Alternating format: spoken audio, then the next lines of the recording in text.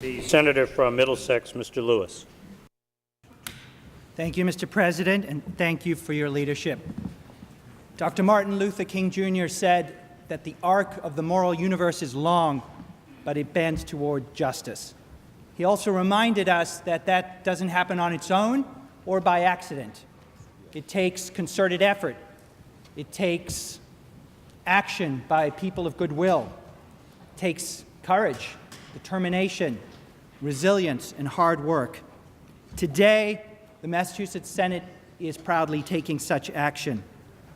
We're taking action to ensure that no transgender citizen in the Commonwealth of Massachusetts suffers discrimination of any kind.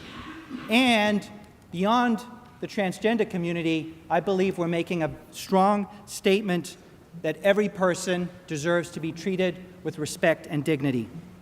As the lady from Boston and the senator from the Berkshires and Newton eloquently pointed out, we would not be bending the moral arc of the universe if it were not for the advocacy and the courage of transgender individuals themselves and their family members. And I want to recognize one particular family who is here with us today. It's the LeMay family. Joe, Mimi, Jacob, who's waving to us, Ella, who's here, and Lucia, who's a little too young to be with us today. Some of you, like me, may have read the letter to my son Jacob on his 5th birthday, which was written by Mimi and published in the Boston Globe. And I was deeply, deeply moved in reading this letter, and I know many of you were as well. And at the risk of perhaps embarrassing Mimi, I thought I would just read one brief paragraph from her letter.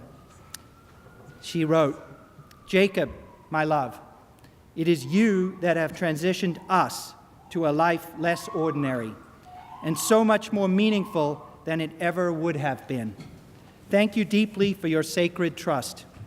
The mystery that is you may never be amenable to a full resolution. I don't know what's beyond the next bend in the road, but I am no longer afraid. I believe in the goodness of people, and I believe in your ability to dispel much of the ignorance and intolerance in those you may encounter.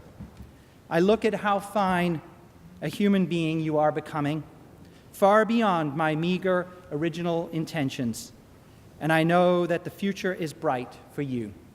I am no longer afraid." Thank you, Mimi and Jacob and Joe and everybody who has worked tirelessly and courageously to advance the cause of justice and civil rights. Thank you, Mr. President. The Senator from Worcester, Ms. Chandler.